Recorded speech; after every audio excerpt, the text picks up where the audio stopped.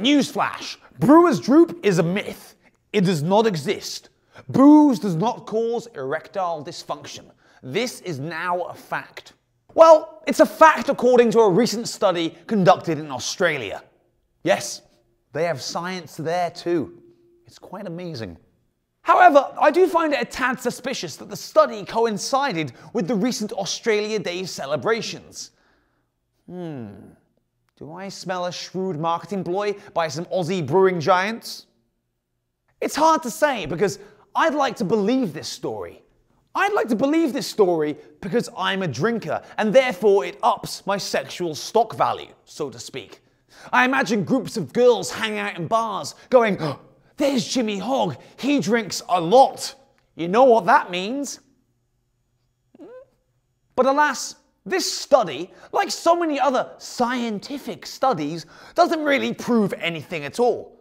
All it says is that those who drink have fewer problems with erectile dysfunction than teetotalers. Which is pretty fucking obvious really, because people who don't drink are generally quite tense. But what this study is not saying is that people who drink 18 pints of lager on a Saturday night are sexual tyrannosauruses. Not the case. But I do feel that this is how it's going to be interpreted by the beer-guzzling masses, who will justify the vastness of their consumption on the grounds that it'll make them a better husband, boyfriend, lover.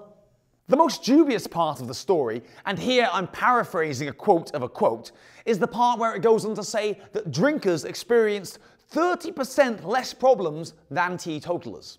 Yes, of course they did, because no alcoholic I've ever met is going to openly admit that his dick doesn't work because of his habit.